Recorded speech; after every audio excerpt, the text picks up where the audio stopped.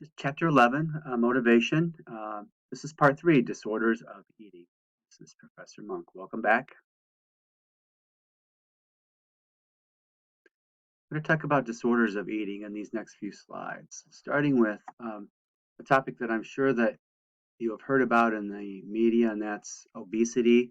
Particular childhood obesity has been talked about quite a bit in the last few years. Um, there's been some energy and put into trying to change the eating habits of school-age children.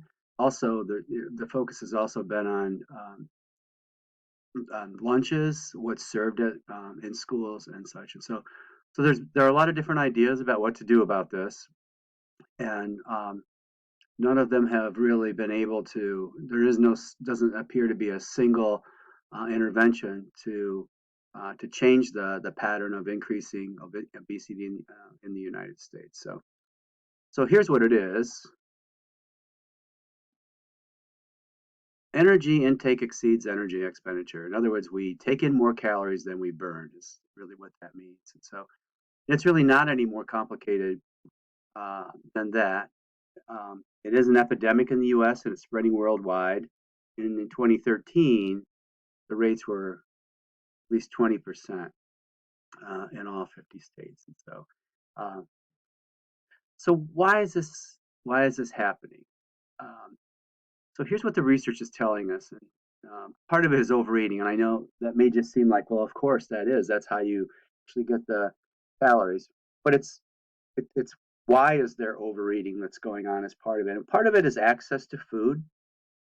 Uh, Very few people don't have access to food anymore. But for those who for those who don't have a lot of money to spend on food, what's available is actually really highly caloric, high carbohydrate, and also refined food. So the kinds of things that give us a lot of calories without a lot of nutritional value. Um, so that's a problem.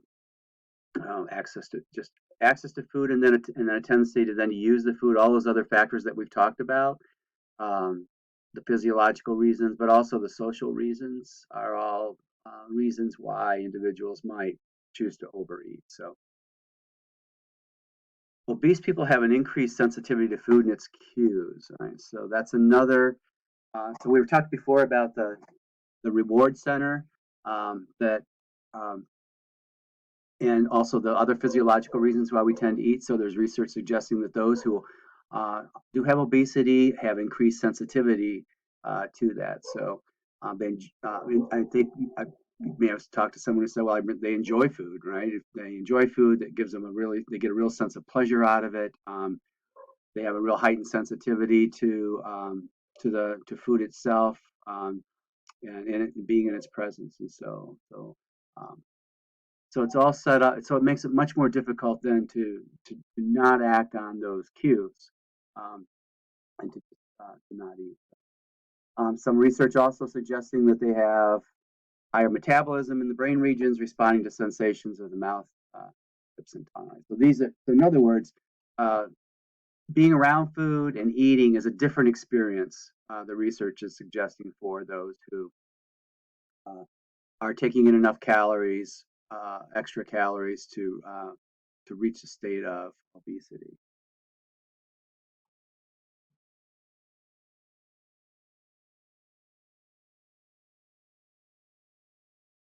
How about anorexia and bulimia? So I know that you've no doubt heard about these. You may have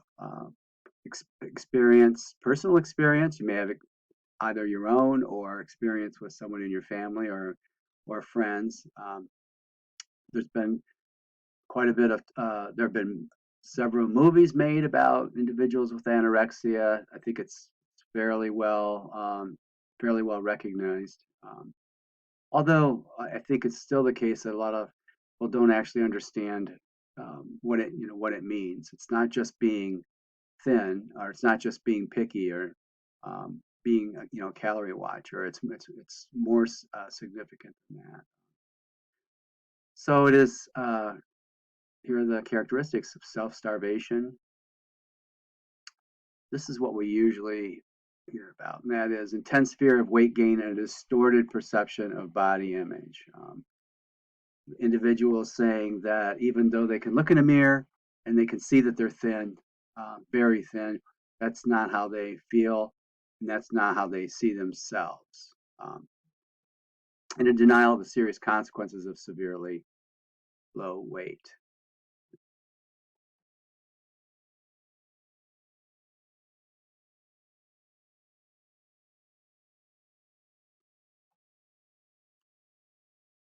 Bulimia is different. Um, um, it can be characterized by periods of food deprivation, but it's diagnosed primarily by binge eating and purging. So in the case of bulimia, they may have the same distorted body image, but the individual may engage in binge eating where they eat a lot of food, but then purge it up so that they don't actually take in all of the calories.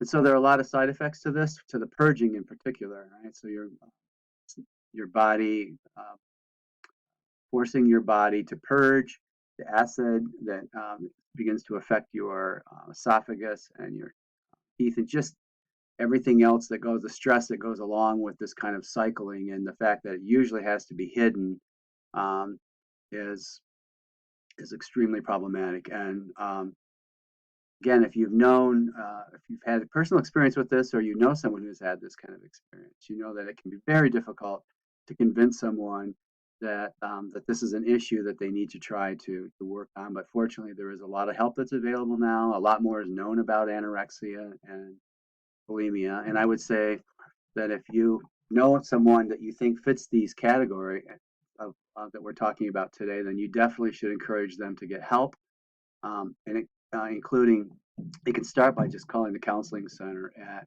Carthage. That would be a great place to start.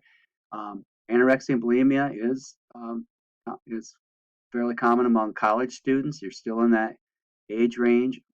Onset's usually younger, but can carry into to college also. So please, if you are experiencing any of these symptoms or know someone who is, please take steps to help.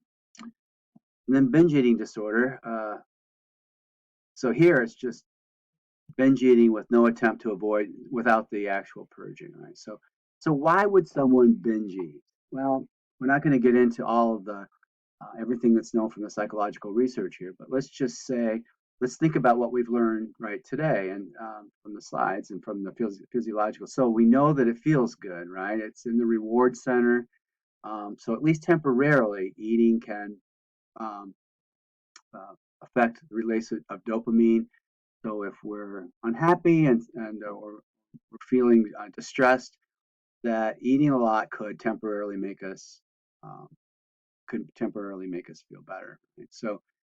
That might be the what's causing the motivation to do it. So again, this is if this is these are very treatable disorders. So a long track record now of successful treatment for these disorders, and so, but it's important for the person to seek help. So.